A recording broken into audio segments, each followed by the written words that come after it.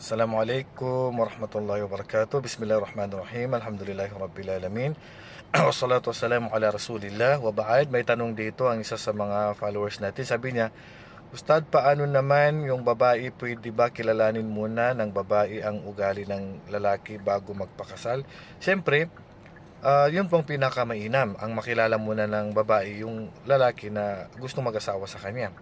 At ang gagawin ng babae, siyempre magtatanong sa mga kakilala ng lalaki, kaibigan, kamag-anak. Katulad nung ginawa ng babae sa panahon ng Propeta sallallahu alaihi wasallam, nagtanong sa Propeta sallallahu alaihi wasallam kung sinong pipiliin niya dun sa tatlo. So ang propeta sinabi niya yung ugali ng tatlo. So dapat tayo po na pagtatanungan, wag po natin itago ang totoong ugali ng lalaki na kilala natin na gustong mag-asawa dun sa babae, kasi siyempre makakasama niya yon. Huwag natin itatago na inigarilyo, sabihin natin na inigarilyo. Kung may bisyo, sabihin natin. Kung hindi maganda ugali, sabihin natin.